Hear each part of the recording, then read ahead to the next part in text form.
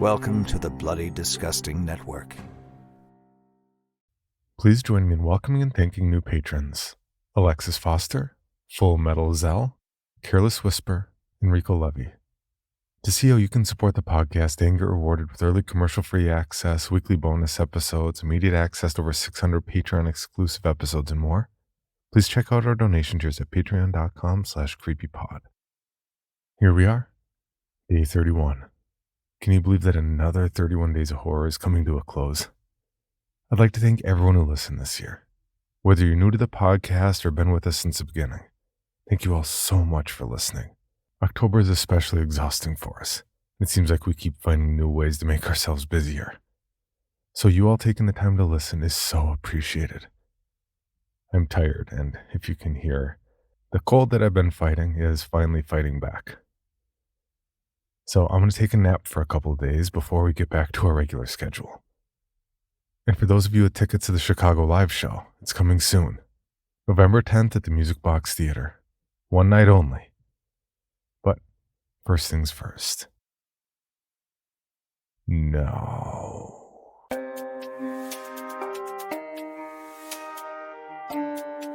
This is Creepy, a podcast dedicated to sharing the most famous, chilling, and disturbing creepypastas and urban legends in the world. Whether these stories truly happened or are simply fabrications is for you to decide. These stories may contain graphic depictions of violence and explicit language. Listener discretion is advised.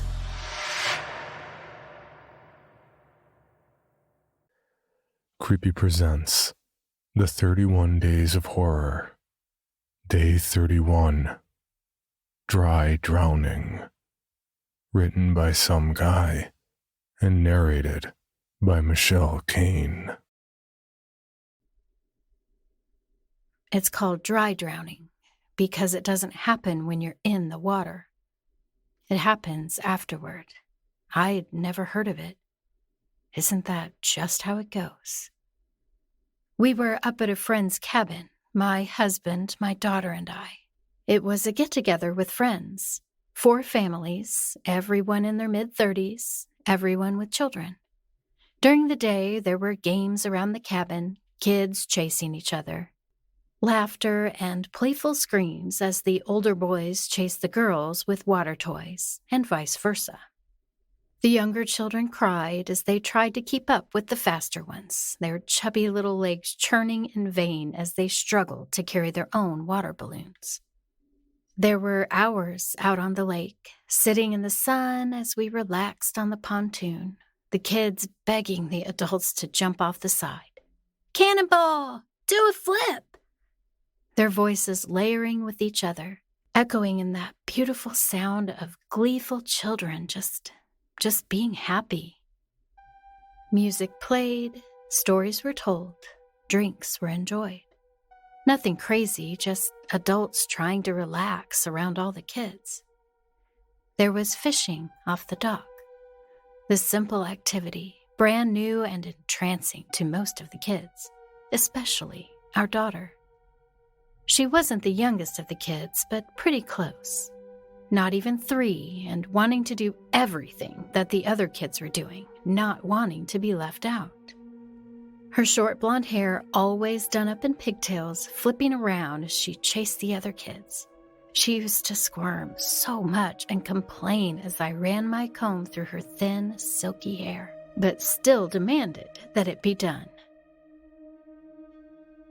I helped to unload things from the boat as my husband handed our daughter the little Dora the Explorer fishing pole, pink with the smiling characters emblazoned on the side. He didn't know anything about fishing, but she wanted to because the other kids were doing it. That's all that mattered. I didn't see it happen, didn't even hear it amongst all the other noise of the cabin. I looked back and saw my husband lifting our completely soaked daughter out of the water onto the dock by that little loop on the collar of kids' life jackets. That was the one thing we demanded. Kids that were on the dock or boat needed to wear their life jackets. I remember seeing her little cough and that panicked look with her sopping hair matted to her head, suddenly free of her pigtails, as she frantically swatted at it to get it out of her eyes. My heart pounded as my mind flashed with everything that could have gone wrong. What if she hadn't had the life jacket? What if she'd hit the boat when she fell in? But everything was okay. We didn't know the warning signs. Even if we did know the warning signs, I don't know if it would have mattered. Difficulty breathing, fatigue, irritability. We had a toddler who ran around all day long. How would we have known the difference? It's called dry drowning because you get water in your lungs. It triggers an effect in your body where the muscles in the airways spasm and make it harder to breathe. I didn't know then, but I know now. That night, everyone got to work getting their kids ready for bed. A bonfire had already been lit. Marshmallows had already been roasted. The children whined their plaintive words of disapproval, wanting to stay up, wanting to play. But the parents wanted to stay up free of the children. We wanted to drink and tell stories and laugh and forget that in just a few hours, we would be up and chasing kiddos again. We were in the middle of a very I want mommy phase, so I was saddled with getting on her jammies and reading her favorite bedtime story, The Paper Bag Princess, and singing her some songs as she snuggled into the air mattress.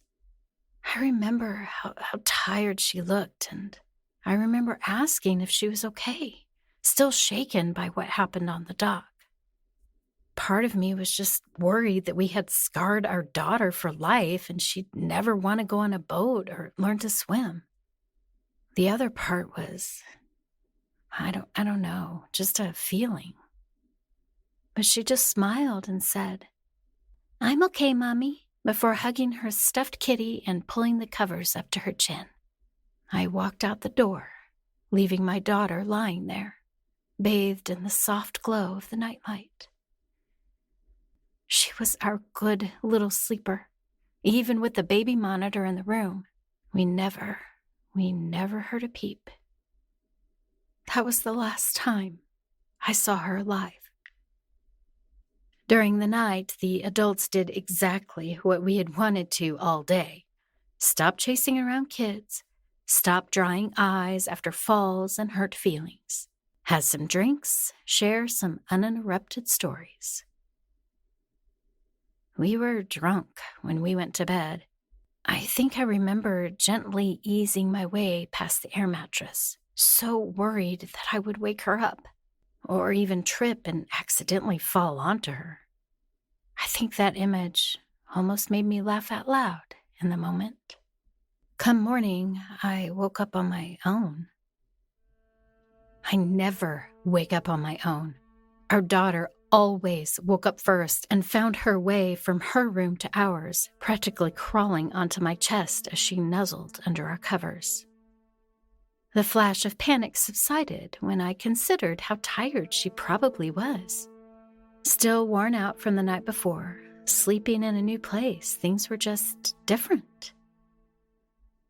As I reached down to touch her arm, the slightly blue tinge to her skin hit me just as my fingers reached her, and I felt how cold she was.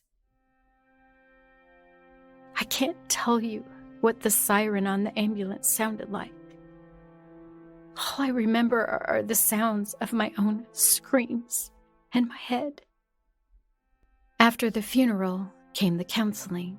First, one-on-one, then with my husband, as we tried to talk through what happened.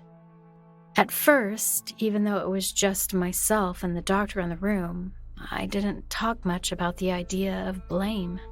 I didn't want to say those words.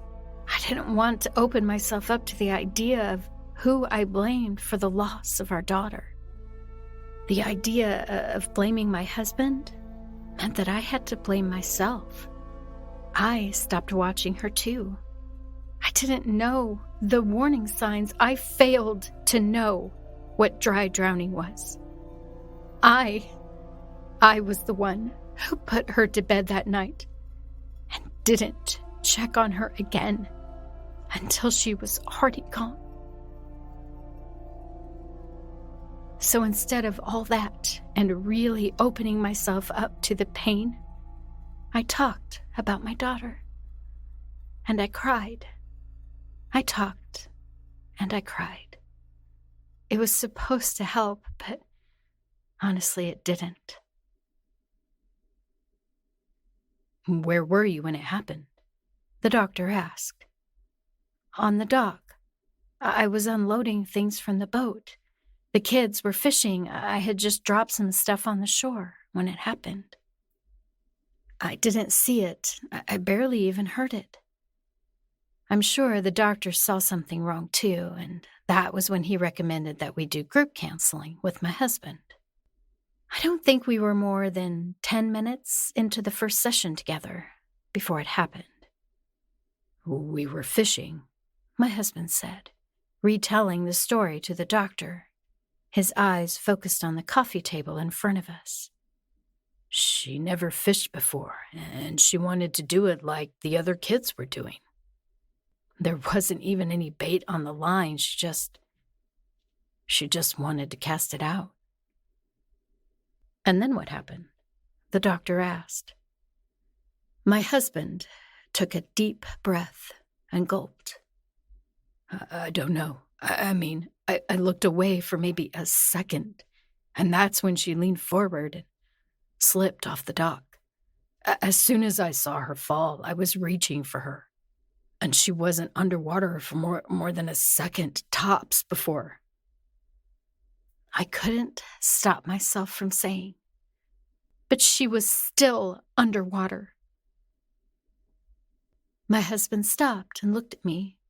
We were about to go someplace we hadn't gone before, and we both knew it. We were about to switch from that place where we wanted each other to feel better to a place where we knew we'd never come back from. "She still fell in, and you were right there the whole time," I said. He switched to defense, saying she slipped, that it was an accident. I couldn't stop myself as I asked why he even looked away in the first place, the tears already forming in my eyes. And it just happened. I accused him of staring at my friend Jenny. My husband stared back at me blankly. He was caught. Jenny was a friend of mine. She was the sort who was very proud of her body and took every advantage to wear a swimsuit in the summer, usually something barely covering herself, even with children around. He stammered out that he'd only looked over for a second. You keep saying that," I interrupted. "Like how long you looked away makes any difference. All that matters is that you looked away and she fell and she got water in her lungs because of it."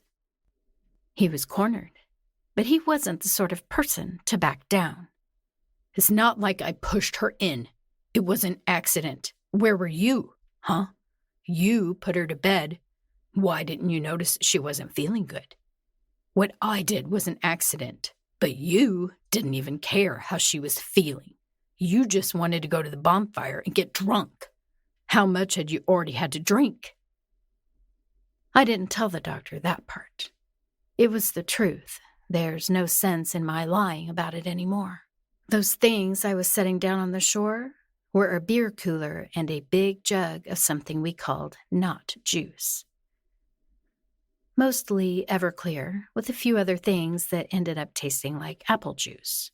We even mix it in a large apple juice bottle, making sure to label it "not juice" in big black letters so the kids don't get anything from the wrong bottle.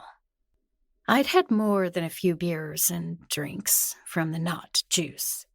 I really wasn't thinking about anything else.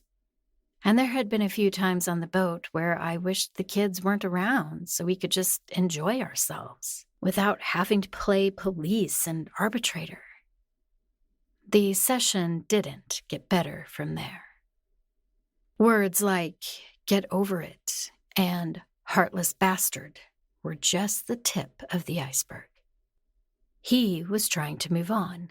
He was accepting that she was dead and thought I needed to do the same. I guess that's how easy it is for some men. At least for one. That was the beginning of the end for us. Maybe it had started before that, but in that moment, we both knew that our marriage wasn't going to survive the death of our daughter. As it turned out, my husband didn't survive at all. We had just separated when it happened. I got the call late at night, being the emergency contact he had listed on his gym membership.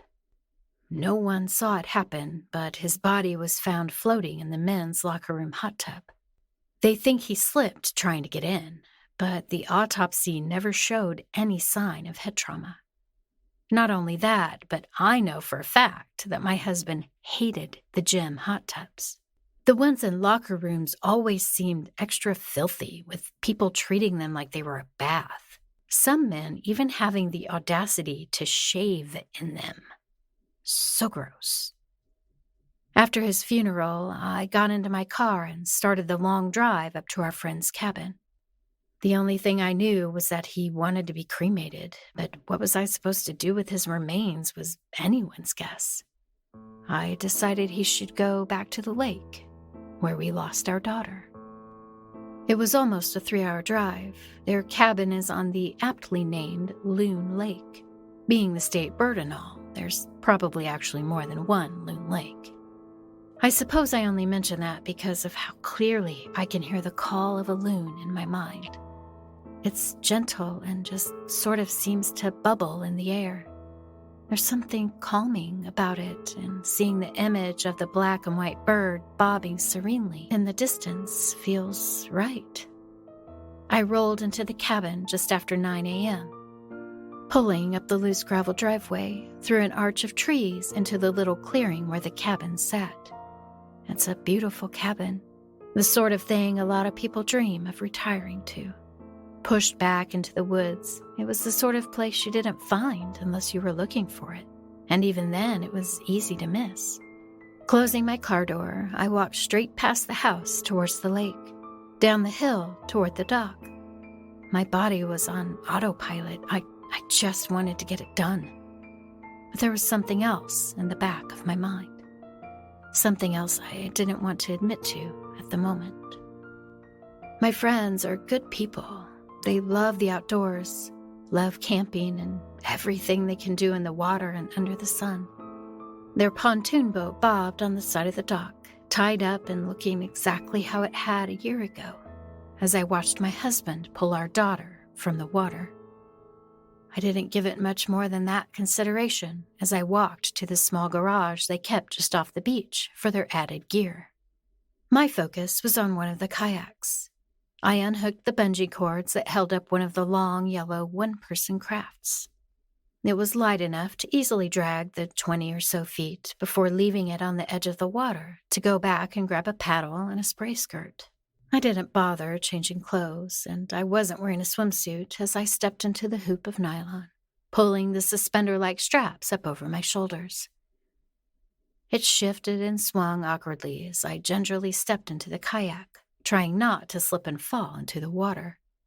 Before pushing off, I stretched the skirt around the kayak's cockpit, making an almost waterproof connection. I hadn't used one since I was in college and took a kayak trip up to the Apostle Islands. A year ago, I'd taken our daughter out in the same boat, but with the two of us in there, it wasn't enough for the skirt, too. Just her squirmy little gleeful body sitting on my lap as we paddled around just out from shore. I dipped the end of the paddle into the water and shifted my weight back and forth, inching my way into the water until I finally felt my weight drop slightly as the kayak pushed away from the shore. I didn't want to spread his ashes by the dock. Something felt wrong about that, so I moved further out into the lake. It was still early, but the sun was bright and hot, with something else in the air. I took my time paddling through the overgrowth of lake grass and weeds. I had time, no sense in hurrying up just to wait. I listened to the water swirl each time I dipped my paddle into the still but cloudy water. I watched as the drops of water ran down the handle when I put the other end of the paddle in. Back and forth, gradually making my way out to the middle of the lake. It didn't take me long to get out far enough from shore. The lake bottom dropped to maybe 70 feet, where I finally stopped paddling and rested the paddle across the bow. I looked to the sky and closed my eyes, feeling the warmth of the sun on my face and neck. I listened for the song of the loon, but heard none. Instead, in the distance, just the faintest sound of thunder rolling through the air. Right on time. For once, the weatherman actually called it. I cracked open the urn and gently spread the ashes just over the surface. I didn't want any of it to blow back up at me, and I'm pretty sure that it's illegal to dump human remains in a lake in any capacity. The rain would help wash it all away. That, and within a few minutes, the first drops of rain were plinking off the plastic surface of the kayak. I kept my eyes closed and waited for the rain to run down my face, soak my hair, surround me. As the wind picked up, for just a moment, I thought I heard the call of a loon in the distance. Maybe it was a call to her young, trying to protect them from the coming storm. Maybe it was a call to me, chastising the stupid woman just waiting for the storm. The waves weren't huge, but they were enough to shift the kayak pretty well, and I did nothing to stop them. After just a minute or so, I got impatient and rocked with the shifting water, feeling those moments of near weightlessness, as I thought I was about to tip over, only to right myself again and repeat. Finally, it happened. A particularly strong gust of wind, coupled with an unexpected wave, smacked into the side of the kayak, and my shifting weight helped to dump it over.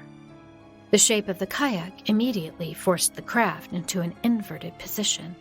The spray skirt I wore kept me firmly in place, upside down, underwater.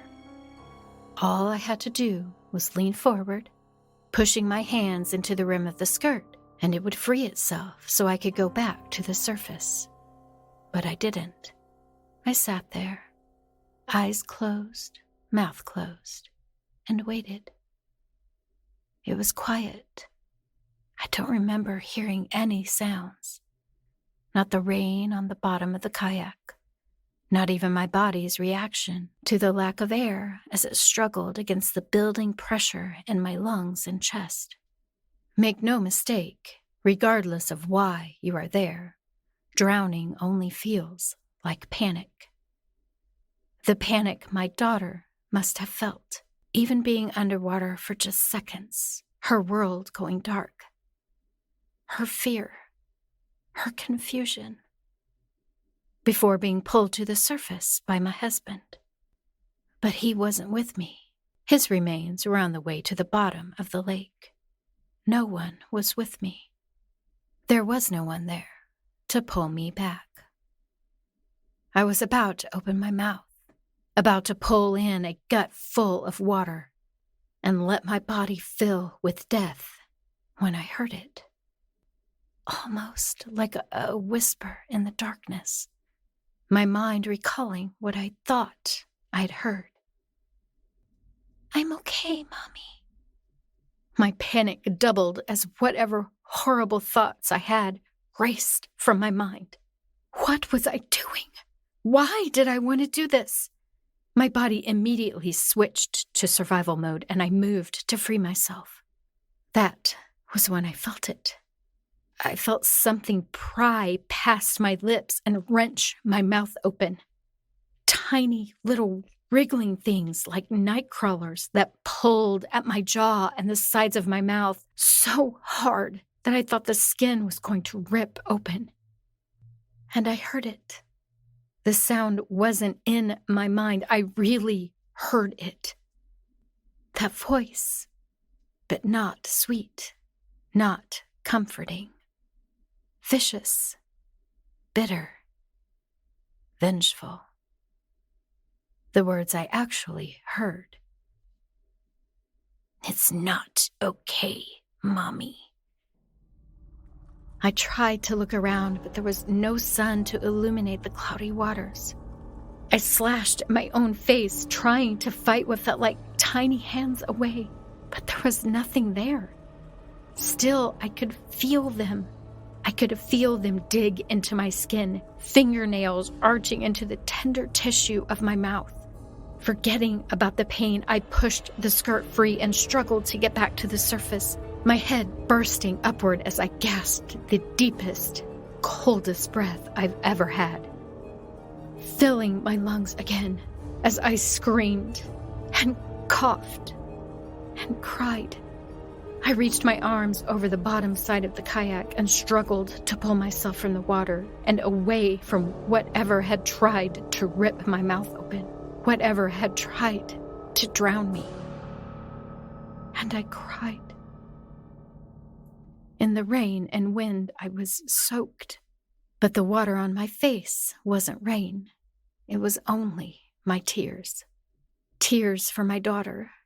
Tears for my husband. Enough tears for a lifetime. I was losing it. My mind was broken. I'd imagined, I don't know what. All I knew was that whatever ideas I had had about ending my own pain were gone. I only wanted to live, to breathe. The fear of that moment, the feeling of drowning. I can't. I managed to get back to shore and into the cabin, where I collapsed in the shower, puddles of rain and piles of my sopping wet clothing leaving a trail from the door to the bathroom.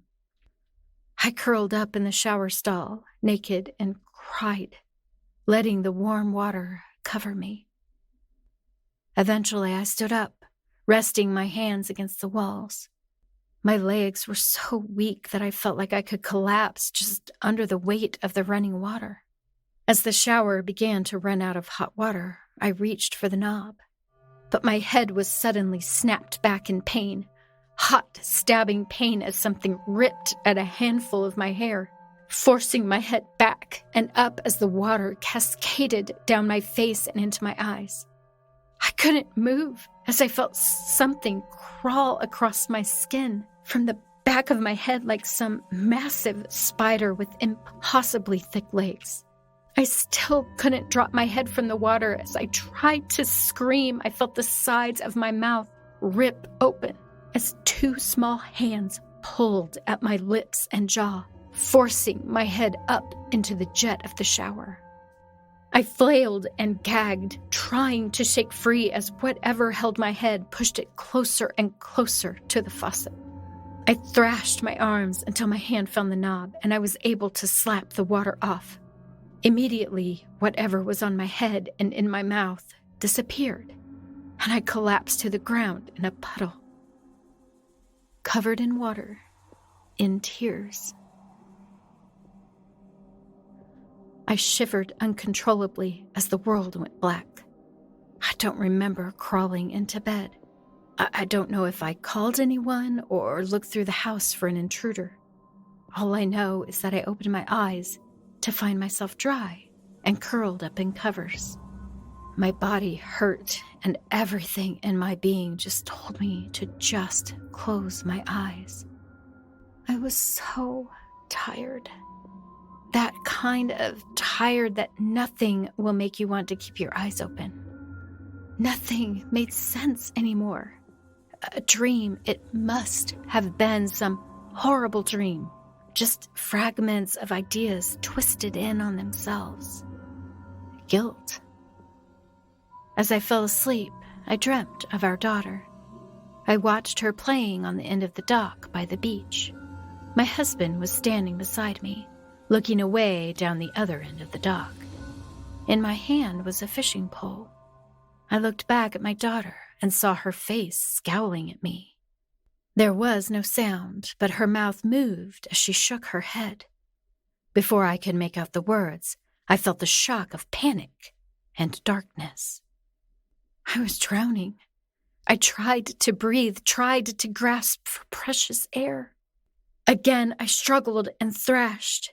Pain burst in my hand, and I woke up to see that my hand had crashed into the nightstand. But that idea meant nothing, as my vision was mostly obscured by the water glass at my lips. No, not at my lips, at my face. The rim of the glass pressing harder and harder into my mouth, my cheeks, the bridge of my nose. So hard blood began to run from my face as the glass ground and twisted against my skin. Water sloshed and turned pink, and I gagged against the glass that welded itself to me in front of my eyes. I fell out of bed, rolling around until I was finally able to get the glass from my face, the contents spilling onto the floor in a sick mix of water and my blood. I shook with pain and fear as I stared at the glass in shock. Then I heard it again. "It's not okay, Mommy." I don't know what I'm supposed to do.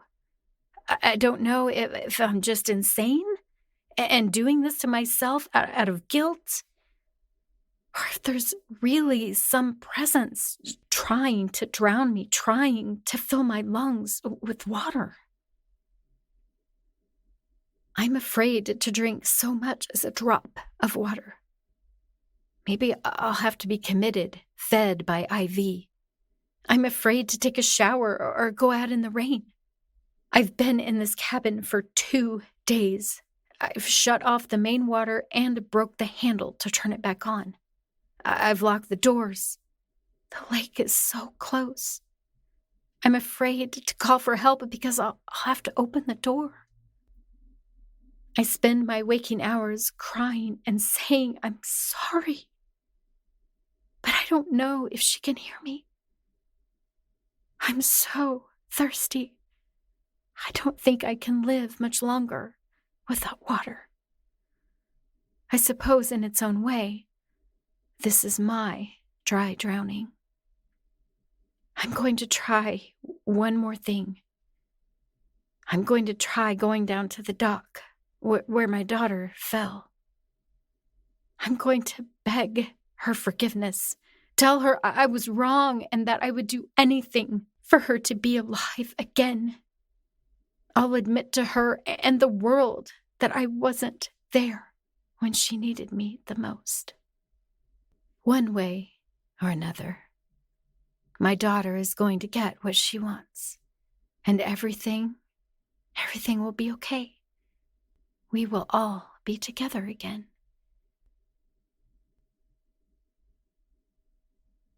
For your bonus episode, Creepy presents My Neighbor's Pumpkins Never Rot. Written by John Beardify. The Butcher Boys. Chet, Eli, and Rex. The bane of my existence. They picked me as a target when we were still finger painting and learning our ABCs.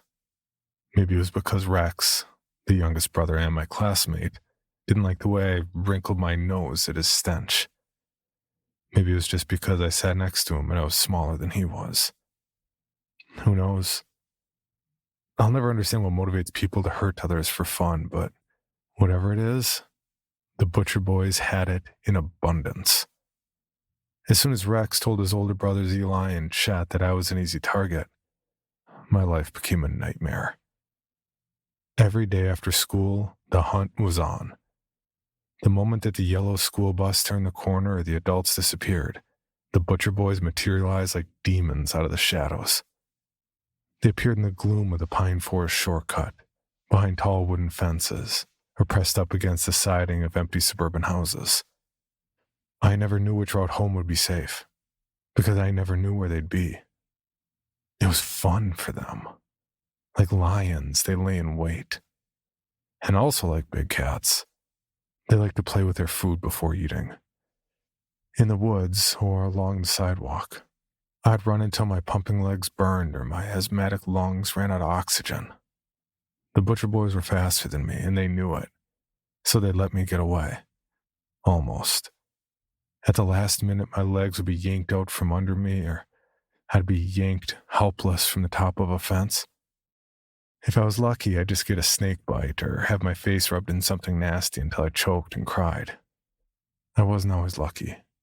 Adults didn't understand that if I followed their advice and just told someone or fought back, it would only make things worse.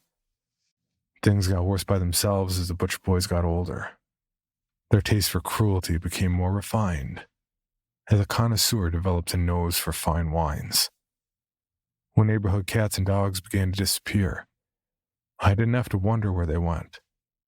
When my English teacher was in tears over damage to her car that she couldn't afford to fix, I didn't have to ask myself who did it. I wasn't the Butcher Boys' only victim by a long shot, but I was the only one who lived in their neighborhood, the only one whose parents weren't rich enough to just move away or change schools. I was the only target who was always available, the one they could count on when they ran out of windows to break or small creatures to torment. It goes without saying, of course, that I hated Halloween. No matter the mask or costume that I hid myself behind, Rex, Eli, and Chet found me and did whatever they wanted after taking my candy. Year after year, however, my parents forced me to dress up and go outside, thinking it would help me make friends. Yet since everyone knew that the Butcher Boys were after me, they avoided me like the plague. Later, when I'd come home with my costume in tatters and my plastic pumpkin empty of sweets, I'd be grounded for not trying hard enough. Of course, I was mostly alone in my dislike for Halloween. The whole town seemed to love the holiday, and people really got into their costumes and decorations. No one more than Miss Throgmorton, an older woman who lived alone in the house at the end of the cul-de-sac for as long as anyone could remember. The homemade caramel apples she gave out were delicious, although some people claimed they caused unusual dreams. Trayvon Banks, for example, said after he ate one, he dreamed he turned into a toad and Miss Throgmorton used him as bait to catch other toads in the swamp out by the highway. Melissa Elder, too, claimed that after eating the apple, she went straight to her parents' diaries, read all their passwords and juicy secrets, then went to Miss Throgmorton's house in her pajamas to repeat everything verbatim. Everyone thought Melissa was lying, naturally, but we couldn't explain the ink on her fingertips or the cuts on her bare feet. Rumors or not, Miss Throgmorton's apples were a Halloween staple, and her decorations couldn't be bought in any store. Animatronic talking scarecrows that always had an ironic comment or bad pun to make about your costume. Fake cobwebs that seemed to skitter with real spiders and centipedes. Ghostly figures that popped out from rose bushes or dropped from doorways, cackling madly. Miss Throgmorton made all of them by hand, with loving care. You could see how important Halloween was to her in the way her eyes glittered as she watched us, cat-like, from her front porch rocking chair. Nothing, however, compared to Miss Throgmorton's pumpkins. The year the high school football team made it to state, her carvings showed critical game moments in shades of orange and fire. All the years, they would poke fun at local leaders or current events. Sometimes they'd be your classic monsters and ghouls. What stood out, however, was the lifelike skill with which they were carved. That's probably what attracted the Butcher Boys, the chance to destroy something beautiful. As usual, I'd be forced out of my house in costume against my will that night. My classmates still crossed the street when they saw me. I was sulking beneath an oak tree opposite Miss Throgmorton's and daydreaming about life far away from this miserable town when the Butcher Boys caught up to me. For some reason, my costume that year was an adult-sized Cat in the Hat outfit. I guess my parents had gotten it on sale. And it wasn't like I even tried anymore anyway. But the Butcher Boys put the costume size and goofy accessories to use, stuffing the huge hat in my mouth, straitjacketing my arms inside the oversized sleeves, and hanging me from a tree limb by the costume cat's tail. My mouth tasted like dusty felt, and I could barely breathe through the sobs and the snot in my nose. Blood rushed to my head as I swung helplessly from the creaking branch. I was too busy fighting to stay conscious to pay much attention to the brothers' insults and laughter. Finished with me, They crossed the deserted street to Miss Throgmorton's. I saw what happened next while swinging upside down, to the point of losing consciousness, so I suppose it must be taken with a grain of salt. The consequences, however, are undeniable.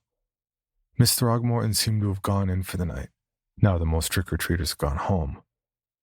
There's no one to stop Chet from using the hockey stick from his Jason costume to smash a carefully carved cat pumpkin to smithereens, or to prevent Eli from stomping the sculpted Wolfman. Nor could Rex be prevented from hurling the cutout of a broom-riding witch into the street, where it shattered into waxy yellow chunks. It was around then that a dark shape appeared on the porch. From where I hung, I couldn't hear what the butcher boys said to Miss Throgmorton, probably their usual blend of threats and insults. But when she spoke to them, the results were obvious and instantaneous. Like toy soldiers, the butcher boys' hands snapped to their sides. They stood up straight before wobbling to the edge of the rose bushes where Miss Throgmorton's pumpkins used to be. Once in place, they started to dig with the frenzy of starving dogs unearthing a bone. A person shouldn't be able to dig a hole as deep as they are tall with their bare hands, at least not in such a short time, but the butcher boys did. Careless of the pain and damage to their bodies, they kept digging, even when their bleeding fingernails peeled away and their joints snapped sickeningly with each movement. When the holes were shoulder deep, they wormed their way inside. Only their faces were visible now. But Chet, Eli, and Rex were no longer sneering. Each face was as blank as a puppet waiting for its strings to be moved. They didn't have to wait for long. Miss Throgmorton wobbled down from her porch and covered each head with a brown potato sack, the kind she often used around the garden. Then, cackling to herself, she went back inside. I passed out. At some point, the tree branch holding me snapped, otherwise the butcher boy's little prank would have probably killed me. When I woke up face down in the pre-dawn dew, I wasn't thinking about the 3 brown sacks across the street or the impossible things I'd seen. All I cared about was getting home. My parents had left every light on and called the police. They were much too worried to be angry. I could see the love and regret in their eyes as they held me close and promised that they'd never force me to go out on my own again. Their feelings were only intensified the next day, when Arnold Butcher reported his 3 sons missing. Manhunts, posters, and police dogs came and went, but the 3 sacks in Miss Throgmorton's yard remained. More out of curiosity than compassion, I tried to get a closer look a few nights after Halloween. Just as I was reaching out for one of the bags, however, I felt a presence behind me. Miss Throgmorton, leaning on her railing, grinning at me from ear to ear. I gulped, waved, backed away, and as soon as I could, I ran. That was 5 years ago. Every year since, Miss Throgmorton has continued to outdo herself with the amazing quality of her decorations and, above all, the 3 pumpkins in her front yard. Nothing can match their lifelike expressions, or how they seem to be in real agony from the candles burning on their tongues. And if anyone in town made the connection between the 3 perennial pumpkins and the 3 missing boys, they've kept it to themselves, just as I have. Like me, they've probably noticed that Miss Throgmorton always has room for new decorations. For more information on this podcast, including how to submit your own story for consideration, please visit creepypod.com. You can also follow us at CreepyPod on social media and YouTube. All stories told on this podcast are done so through Creative Commons Share-alike licensing or with written consent from the authors. No portion of this podcast may be rebroadcast or otherwise distributed without the express written consent of the Creepy Podcast production team and the story's author.